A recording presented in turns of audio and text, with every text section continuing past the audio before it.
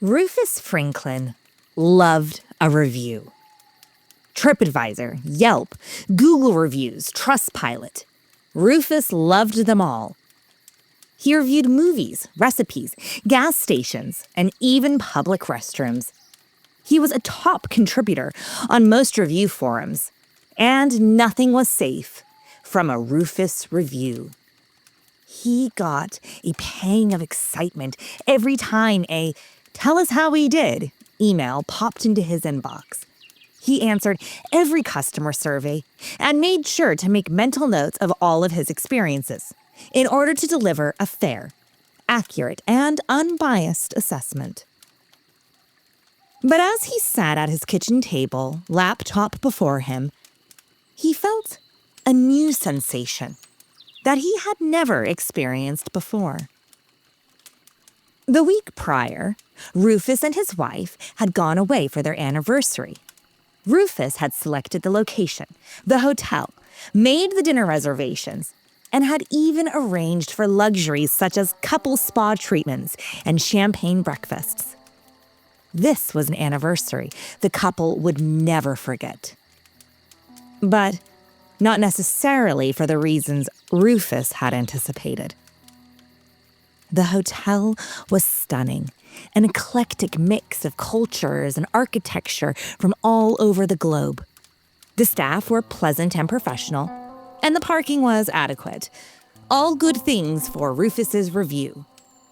However, the real test, of course, was the room.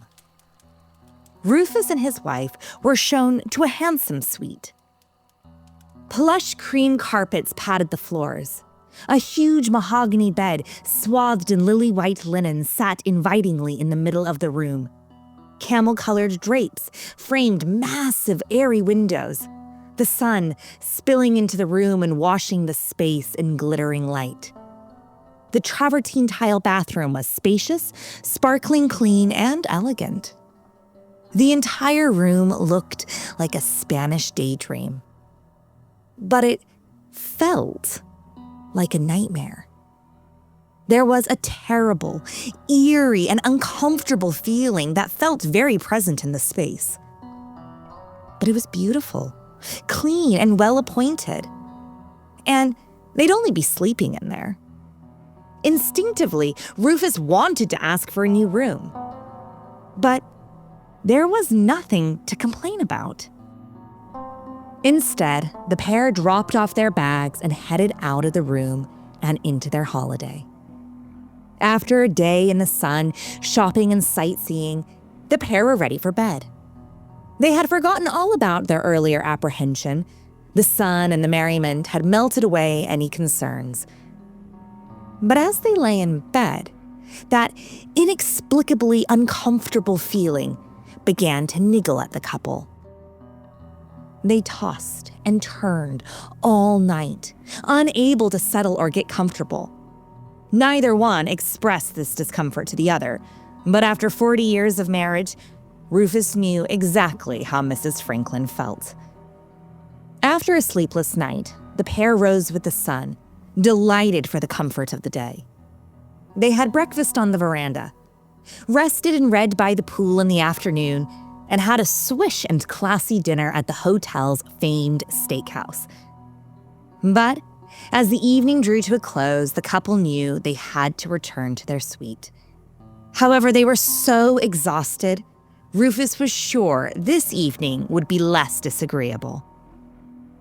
Nestled between the starchy cotton sheets, Rufus began to slip into slumber. Yet as the blanket of sleep began to envelop him, he heard a whisper. Not his wife, but rather a man. A man next to him, engaging in some unintelligible murmur. Paralyzed in fear, Rufus kept his eyes tightly closed and just listened. The mumbling continued, and soon was answered by the unnaturally disembodied tones of a woman's voice. There were two of them, and they must have been standing right next to Rufus. He tried to open his eyes, but fear had sealed them shut. Petrified, he laid there, listening to the shadowy, unintelligible conversation. Yet no sooner had the whispering began, it stopped, replaced by his wife's guttural screams.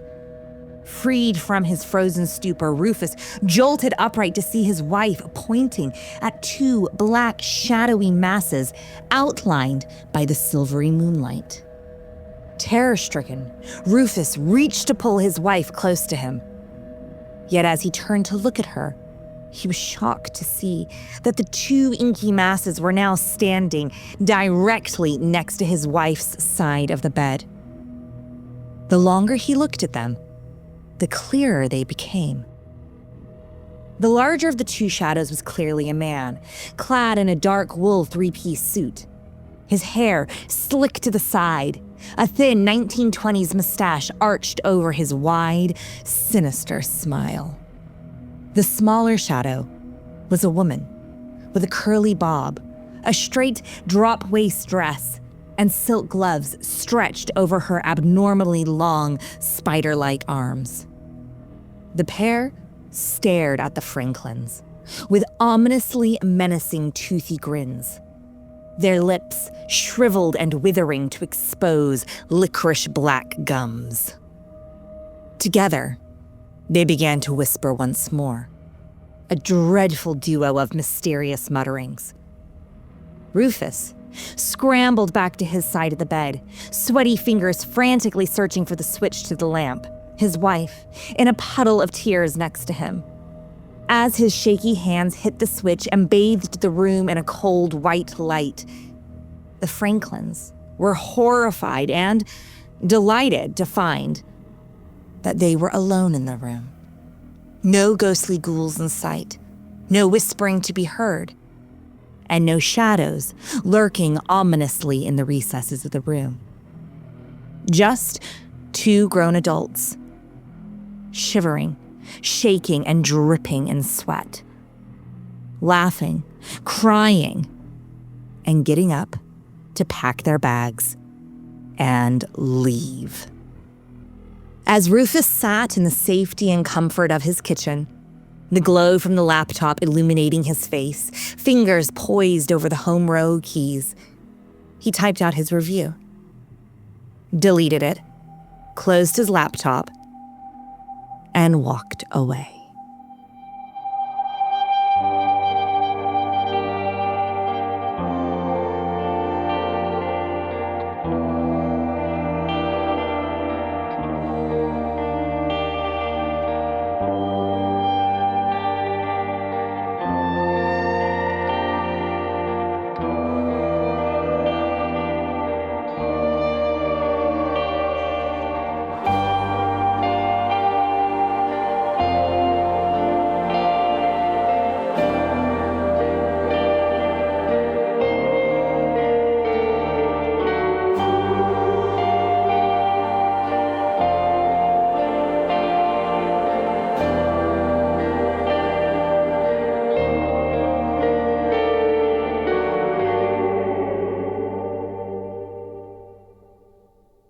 Something you don't know about me is I am really into etymology, the study of the origin of words.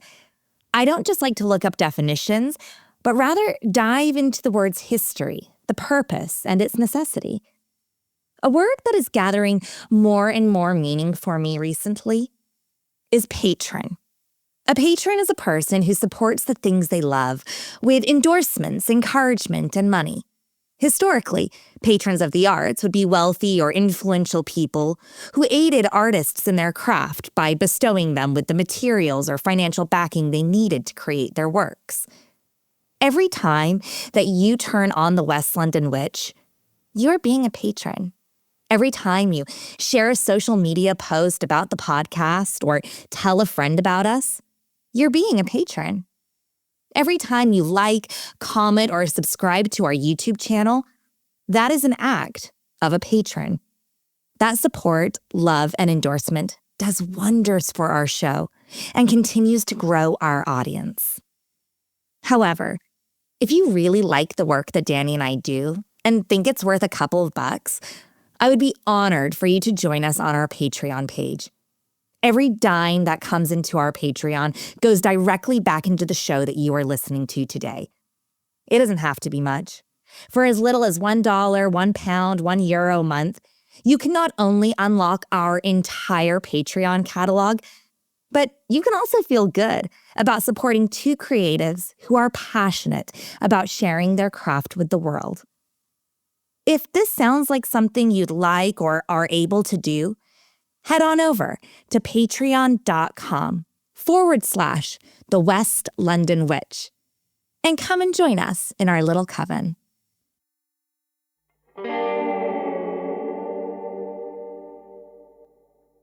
Hello, and welcome to episode 87 of The West London Witch, a podcast where we share stories about those moments where we find ourselves very much not alone. Today, we are headed to my homeland, the great state of California. We will be checking in to the luscious and luxurious Mission Inn in Riverside. Well, kind of. Although we will be romping through this historical hotel's grandiose halls, we won't be treating ourselves to spa treatments or fancy dinners. Oh no. We will be exploring the darker, the spookier, and far more mysterious side of this one-of-a-kind hotel. To guide us through these haunted halls is our friend, Craig Owens. You may remember Craig from episode 58, The Hotel Alexandria. Craig is a gem of a human. He's a fabulous researcher, a wonderful contributor to Haunted Discoveries, and an unbelievably talented photographer. His book, Haunted by History, is the authority on haunted California hotels, and is not only full of tremendously detailed history and flush with historical images, but also Craig's own beautiful photography. Today, he will be sharing with us the haunts, the history, and his own chilling experiences from the Mission Inn Riverside.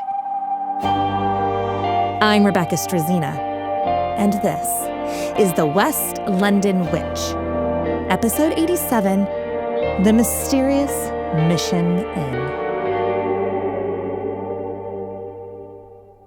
You know, when I decided to do Haunted by History, my book, volume 1, it was based on an experience I had in various historic hotels. But one of the primary locations that really, I think, launched it were events that happened at the Mission Inn.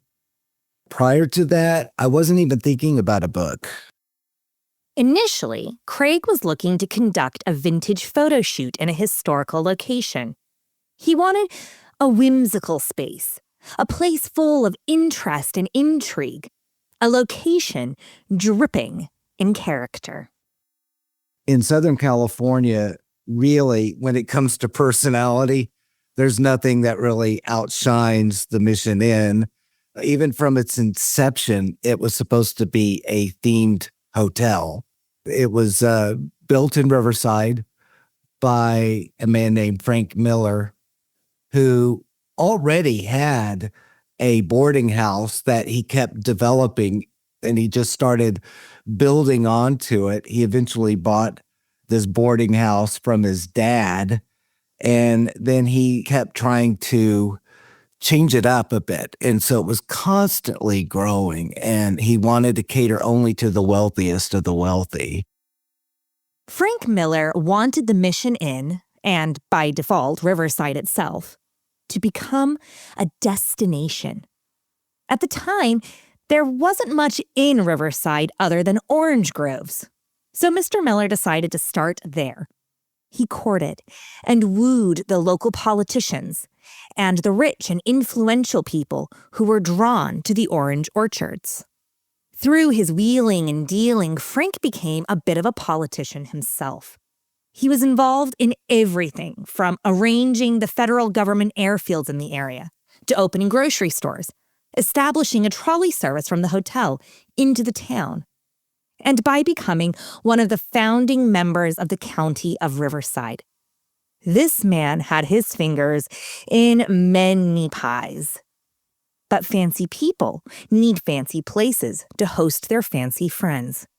And Frank Miller would spend the rest of his life creating his castle of oddities.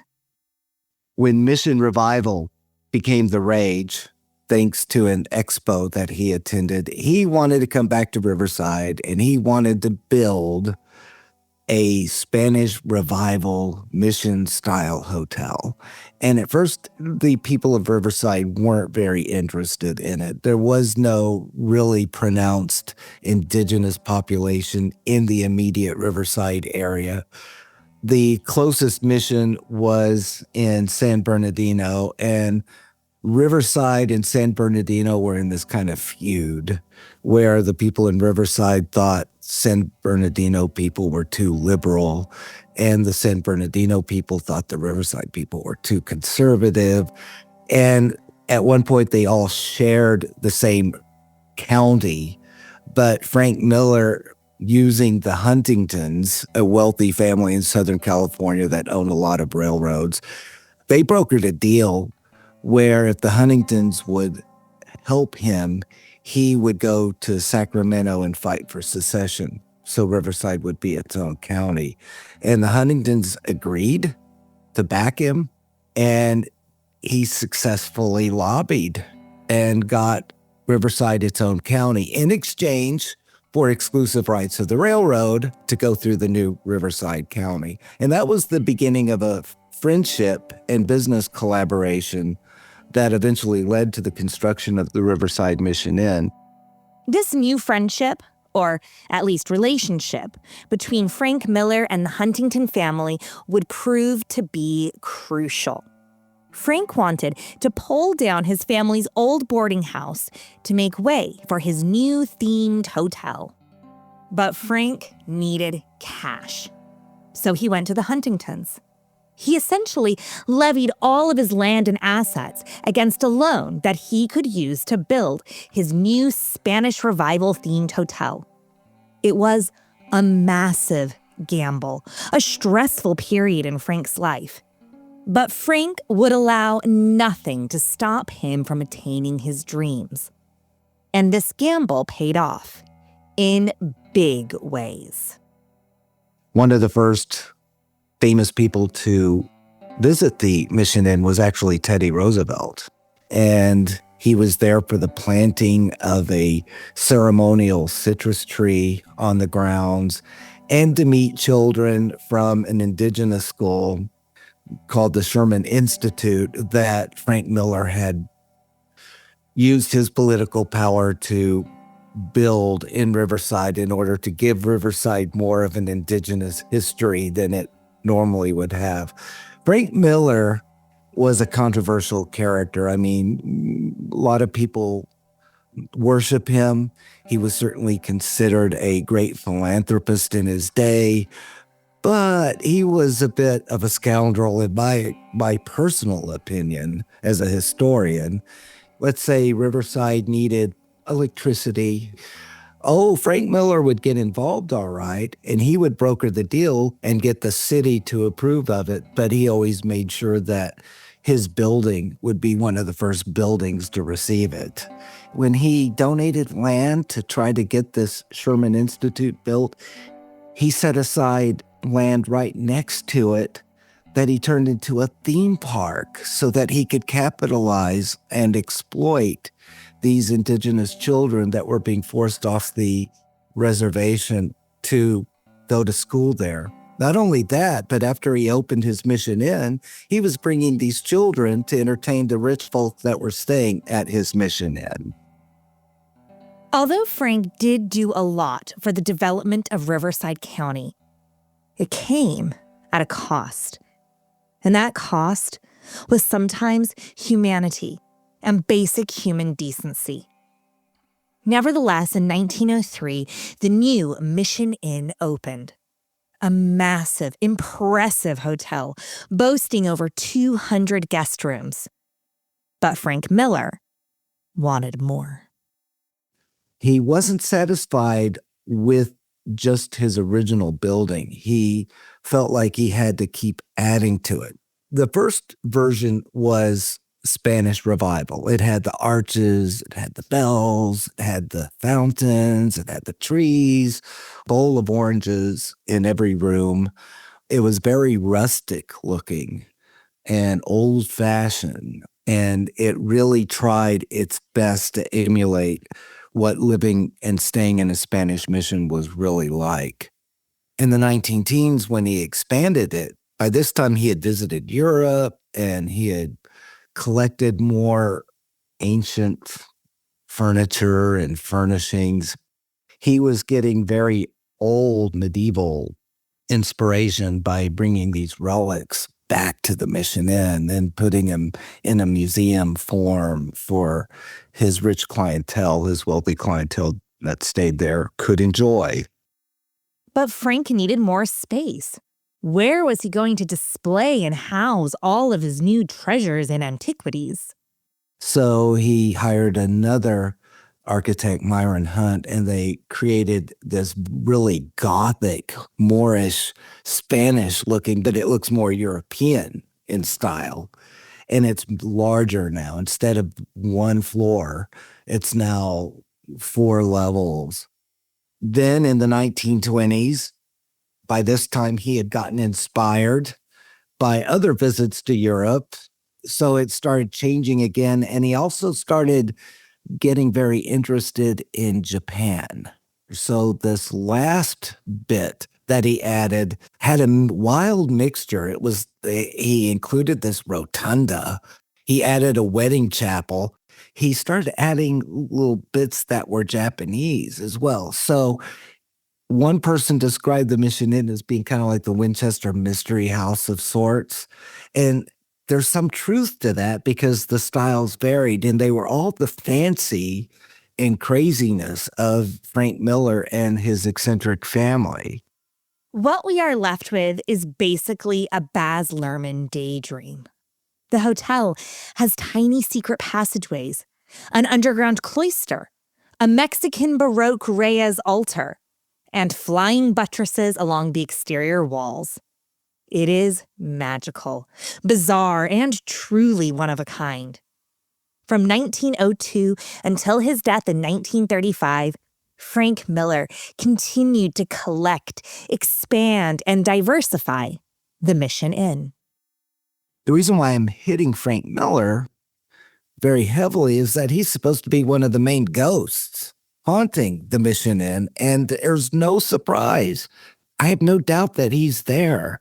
One of the odd beliefs that he had was that spirituality came from the outside in instead of inside out. So he was creating this Mission Inn in order to provide the spiritual motifs and the vision that he could absorb so he could feel good about his endeavors inside. And he did die in his room of his apartment at the Mission Inn. Frank wasn't the only one to die at the Mission Inn. His first wife, Isabel, died in the original boarding house. He also had many family members and friends die on the property. Most famously, his sister, Alice Richardson, who lived in an apartment on the 4th floor. She is reported to be seen roaming all over the top floor of the hotel and in the suite that was once her home. Much like other artists before him, Craig was intrigued, not only by the architecture of the Riverside Mission Inn, but also the characters who created this hotel of wonders. So in 2009, Craig headed to the Mission Inn to shoot a collection of 1920s inspired shots. So I hired a model and we got a lot of authentic 1920s clothing, and we were going to shoot kind of this old Hollywood themed photo shoot at the Mission Inn. So I had rented a suite called the Carrie Jacobs Bond Suite. The Carrie Jacobs Bond Suite is named after a singer-songwriter who was famous for composing popular music in the late 1800s through to the 1940s. The suite looks like something out of an Italian castle. Very beautiful 2-layer suite. It had a loft. It had a staircase that zigged and then zagged as it went down to the bottom floor. And it had Gothic arches inside the suite. And so I thought, wow, this is a great place to shoot a 1920s style photo shoot. So I rented that, and then I rented a room directly below mine. That was where the model would stay, so that she was just right below. This was 2009. It was August. There were more employees at the hotel than there were guests, so I felt like I had the place all to myself. Still, the Great Recession was going on, and the temperatures were at least 100 on the coolest day. So that's why it had such a low occupancy when I showed up. Now, I had heard that the Mission Inn was haunted, as is almost every historic hotel in Southern California, but I had never come across the Carrie Jacobs Bond room being haunted at all. So I just kind of shrugged my shoulders and said, well, I am going to bring some audio recorders. I'm not there to ghost hunt, but if anything weird happens while I'm there, I want to at least see if I can catch something. So the next morning I woke up, I go and do some errands at the bank, and I come back probably around noon, and I open the door to the suite, and immediately I'm hearing things being moved around and whatnot. So I call out, hello? Nothing, just quiet. I walk in, and I start walking back to that bathroom, and there's no one there, and nothing's disturbed. So I'm thinking, God, I must be crazy from fatigue and the heat, so I kind of shrug it off. And so upstairs in the loft, all there is space for is just a table on a tile floor. It's a fairly small square footage up there, but it's a loft. Downstairs was the bedroom, and then kind of the main den area where I sat down next to just answer emails and write little messages while I'm waiting for the model to wake up below. So as I'm sitting and typing away, I'm starting to hear weird sounds up in the loft. And the first thing I hear, though, I guess the best way I can describe it is it sounded like a coin dropping on top of a wood surface, one by one. It was like a bang, bang, bang. No sounds of spinning, no sounds of rolling. It just sounded like metal hitting on wood. These sounds were odd and mysterious, but Craig was just trying to do his emails. He noted but dismissed the metallic pings and continued on with his work. And then suddenly, I start hearing the clomp, clomp, clomp of women's heels on that tile floor, and it sounds exactly like it's beginning to come down the stairs where I was. It definitely got my attention, the combination of sounds. And I took out the audio recorders, and I went upstairs, and I did my very first EVP session. Craig had never conducted an EVP session before. He was intrigued, but skeptical. I felt like the biggest idiot for about 10 minutes. I was listening as hard as I could for any kind of sound. There was no sound. I felt stupid, asking questions to nothing. But then once I stopped, I gave myself 10 minutes only. Once I turned it off, I hit play and started listening, and oh my God, there was a voice. And it sounded female. Craig didn't have headphones at the time, so he wasn't exactly sure what the woman was saying. But he could clearly hear another voice in the room with him. I started losing interest in the photo shoot and became a lot more interested in what was in that room that particular time and whether or not I could replicate it later. I just became so fascinated. And finally, the model woke up and I couldn't wait for her to hear it.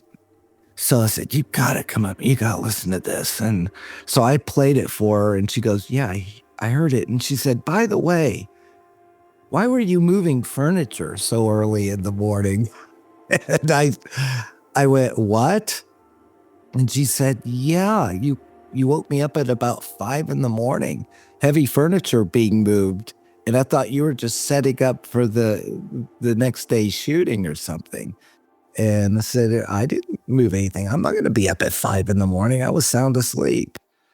And so she said, well, I heard it. Furniture was dragged about 7-8 feet at a time. Later that day, Craig headed down to reception, recording in hand, and asked the front desk clerk if she had ever heard anything like this inside the Carrie Jacobs Bond suite. And so I started, I played the recording for her. And then I said, oh, just also as a matter of fact, even the model that's below me, she said she had an experience with furniture being moved. There was a light that went off in that front desk clerk's head. And she said, oh, really? Please tell me more about that. So I just told the story that the model had told me. And she said, and you weren't moving any furniture? I said, no, I was sound asleep. And she said, I'm really glad you told me that because that's not the first time I've gotten calls at 5 a.m. from someone directly below claiming that furniture was being moved. And a couple of times I tried calling the people upstairs and I get this groggy, what? They're irritated to get this call. So she said, I'm kind of afraid to call because you don't want them to ask why, because we don't want to explain why. Said, so a lot of times we just won't make any phone calls at all. And I just attributed it as being something else. And that's literally the words she used, something else.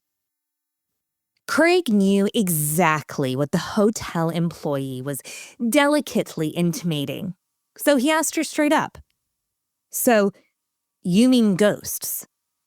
Secretly, silently, and conspiratorially, the front desk lady nodded affirmatively. But that's not where the paranormal ended. They were booked in for 4 nights. Nights 2 and 3 passed without paranormal incident.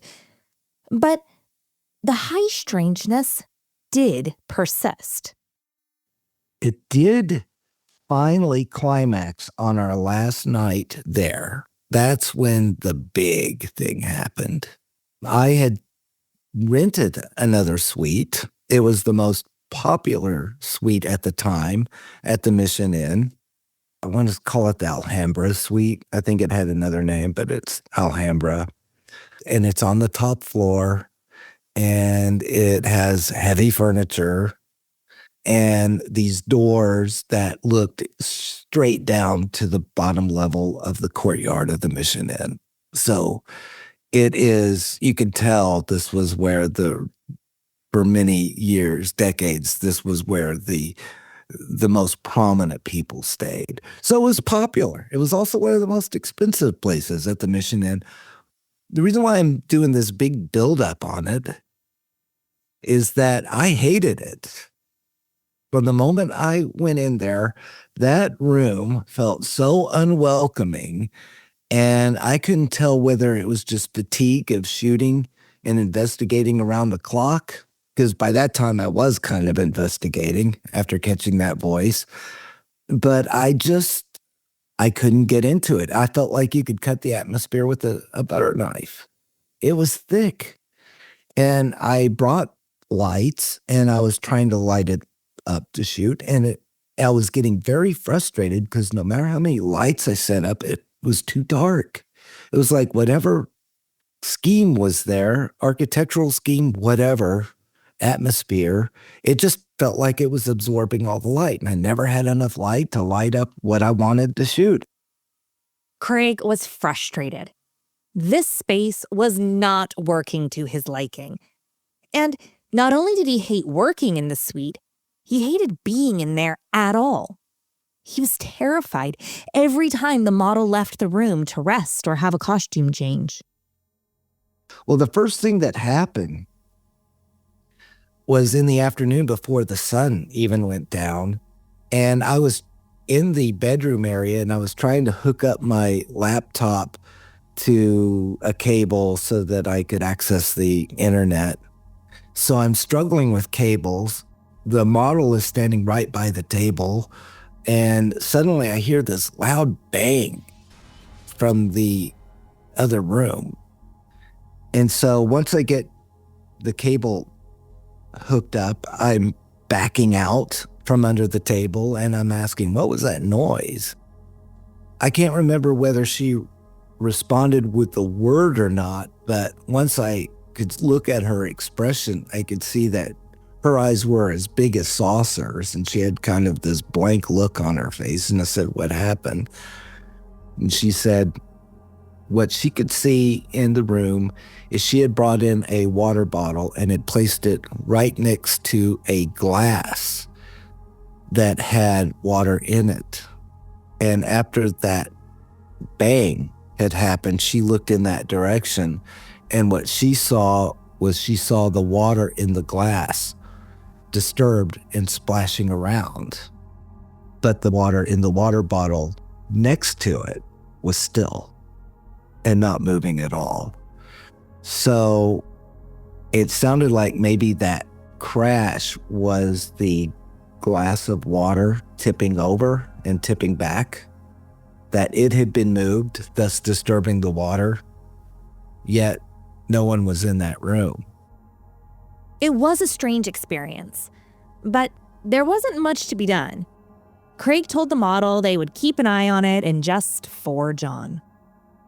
Well, by nighttime, I was having this sense of dread, and I remember telling the model, I said, I just feel like I'm waiting for the other shoe to drop. Something's gonna happen. It's just, I don't feel right about this place. No truer words, no truer thought. Because around midnight, the phone rings. It's my wife. So I go, I'm going to take this call. My wife's in Europe. So I take the call and she knows I'm at the Mission Inn. She's checking in and I want privacy. So I step outside onto the courtyard. Boss, I'm so relieved to hear my wife's voice. Craig was delighted to be out of the spooky suite and tried to keep his wife on the line for as long as possible. After 10 minutes of the pricey international call, the couple said goodnight, and Craig begrudgingly headed back to the Alhambra Mirador suite. Like I said, the Mission Inn is a strange place with a lot of different angles, curves, architectural different styles and everything. And one of the oddities on that fourth floor is an open mouth tunnel that looks a little bit like a short dungeon, but it's on the top floor. And you access it from just to the side of the Alhambra Mirador suite. So I'm walking to the front doors to re-enter the suite I'm shooting in, and something catches my eye. Just something moves. I turn to my left, and I find myself staring down this open mouth, brick-lined, low ceiling, round open mouth tunnel. And I'm looking, I don't see anything out of the ordinary other than what I just described. I didn't see a ghost that I was aware of. What I did see was a shadow on the right-hand side of the tunnel, but I didn't think anything of it at the time. And so I'm kind of taking inventory of everything I'm seeing. I'm seeing, okay, lights, I see shadows from the brick, shadow on the side. And then I thought, well, let me do one more look through because I don't know why I'm being drawn to look there and what had moved. So I'm going, okay, low lights, light from the bricks, light above, casting tiny shadows of the bricks, shadow on the right.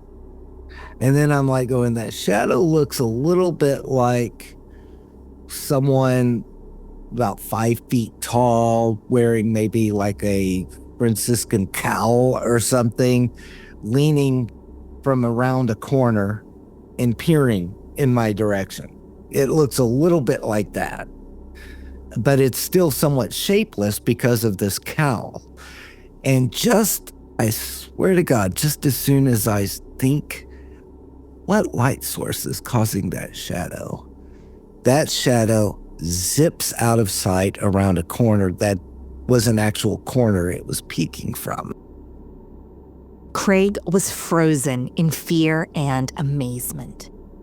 But something inside of him told him to go down the tunnel and check it out. Perhaps there was someone down there. Alive someone. I walk down to enter that hallway and I go down to that corner. And that corner just leads to 2 doors.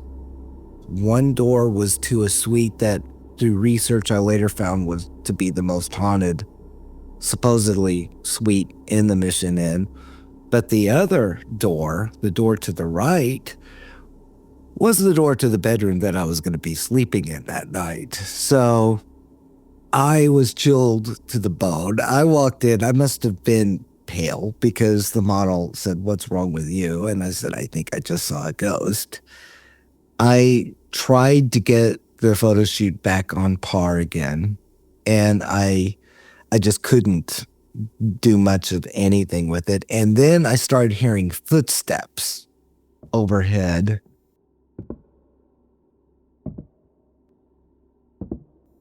Craig and the model stood there, silently looking up at the ceiling, as someone, or something, tromped across the steeply pitched roof of the 4th floor. An impossible task, especially in the middle of the night. So about 4 a.m, I was like, ghost or no ghost, I'm tired enough where I could sleep. I just couldn't take it anymore. And so the model went back to her room and I collapsed on the bed yet again, tired. And about 7 a.m. in the morning, I wake up to a door slamming so loud that it caused me to just jump. And I got up, looked around. No one was around. It was checkout time a few hours later, so I packed up all my gear. Everything seemed so normal and happy in the daytime that it was terrifying the night before, the whole experience of being in that suite. And so at checkout, I just casually said, "Oh, by the way, how many people were on the 4th floor while I was there last night?" And so the lady at the desk said, "Well, let me check for you, Mr. Owens." So she checked and said, "You were the only person on the floor that night." And I said, "Well, that's funny because there was a really loud door slam at about 7. And she said, "Oh, really?" And I said, "Yeah, it woke me up." She said, "Well, let me check. It could have been one of our people or housekeeping. So let me check." And she said, "No, nobody was there. No housekeeping." And she just kind of apologized and said, "Well, I'm sorry. We hope you had a good stay anyway." And I was like, "I had a great stay. Are you kidding?" So we drive home, and I slept with the lights on for the next 10 days at my home. And I was writing everybody, "What's a shadow person? What's a shadow figure?" Because I didn't believe in shadow figures at the time. But what I saw was a shadow that darted around a corner. This trip to the Mission Inn had been a riotous success. Not only did Craig capture stunning photos of the buildings and the model, but he also captured evidence of the paranormal. Craig was obsessed with the EVP that he had recorded in the Carrie Jacobs Bond suite, and he began to journey down a rabbit hole to decipher what it could be saying and what its origins could be. I started wondering, well, was it always a room? What was the purpose of that room? And I got that audio clip that I had been playing for everybody. And then once I put it into my software and listened with headphones, I actually could make out part of what it was saying. And it was very creepy. I had asked the question, do you want to come closer to me so that we could talk? Immediately, a female voice said, sure, I would love that. And then she said something that was unintelligible. And then she said in a very sad voice, I want to go home. Can you come closer to me so we can talk?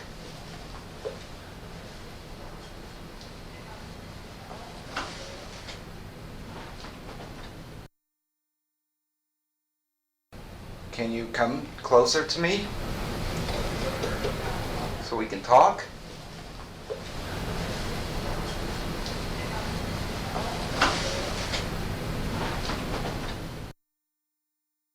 Through Craig's research, he made a startling discovery.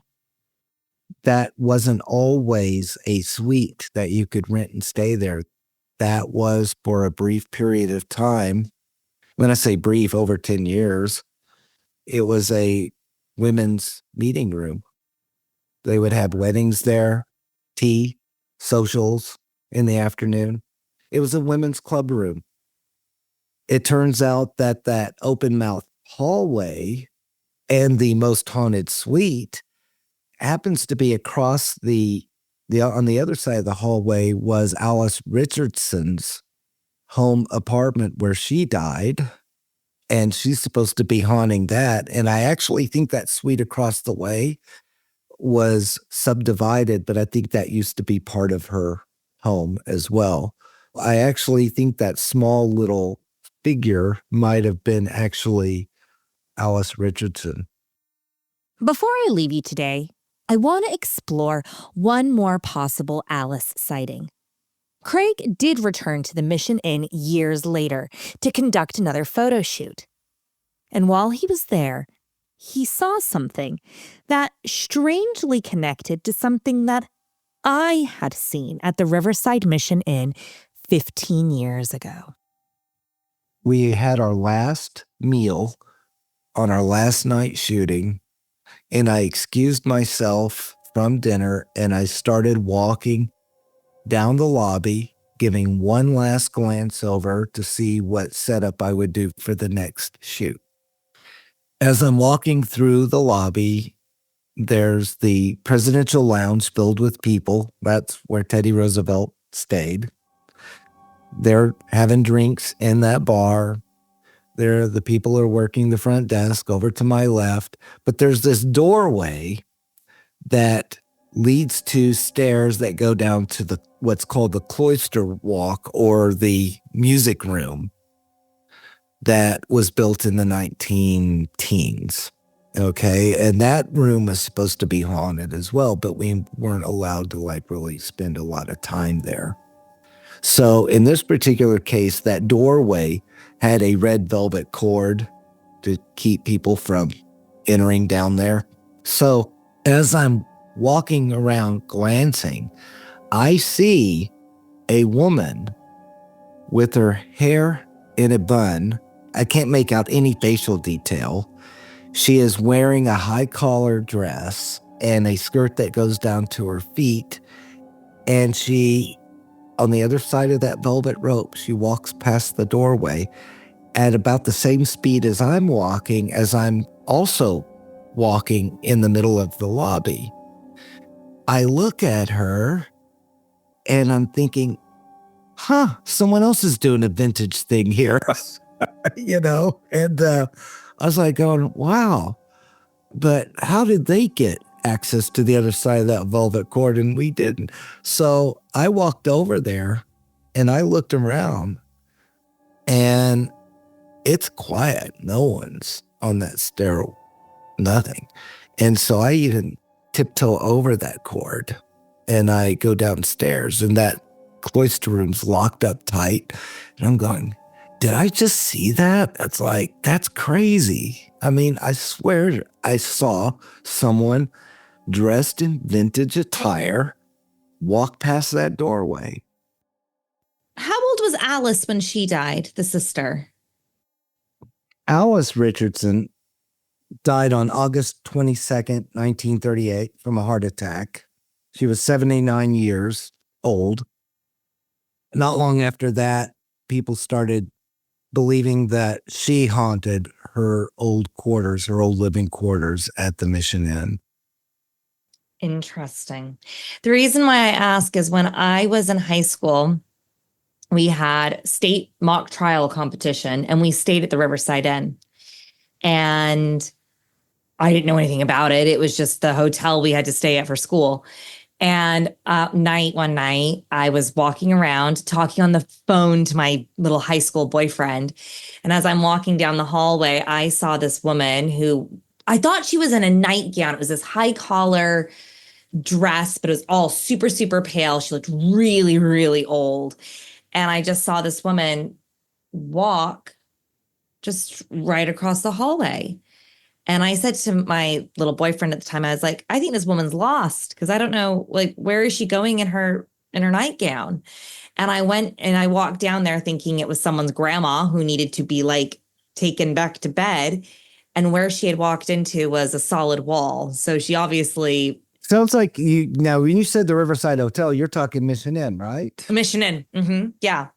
It sounds like you saw what I saw. That's why when you said you saw that, but because she wasn't young, she was old. I didn't say, I couldn't make out how old she was. I couldn't make out her facial expressions. I mean, she dressed like she had her hands kind of folded along her waist, and she was almost monochromatic. It was like white and gray. Yes, that's what I saw.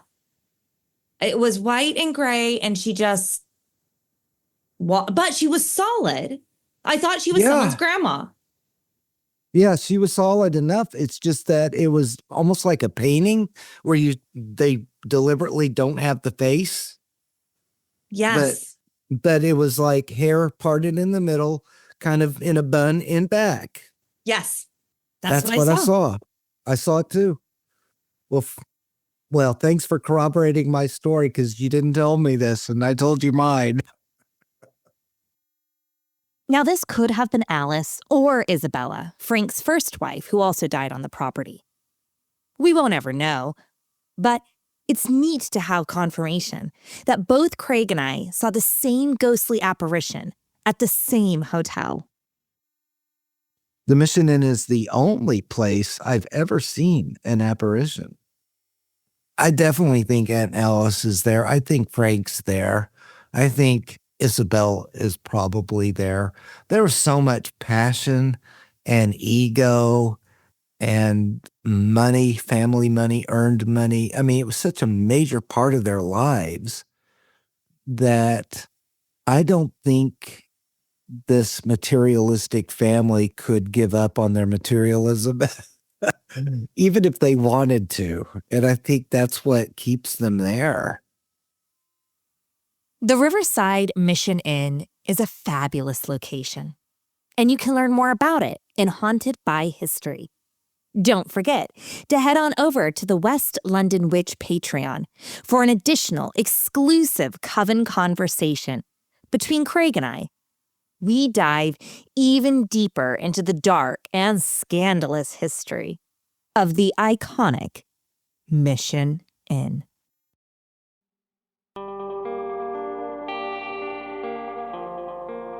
Do you have a spooky story you'd like to share? I'd love to hear it. Drop me an email at thewestlondonwitch@gmail.com or find us on Instagram and Facebook at The West London Witch. If you enjoyed today's episode, don't forget to subscribe, rate, and review. And come and follow us for additional content on Instagram and Facebook. Until next time, merry meet, merry part, and merry meet again.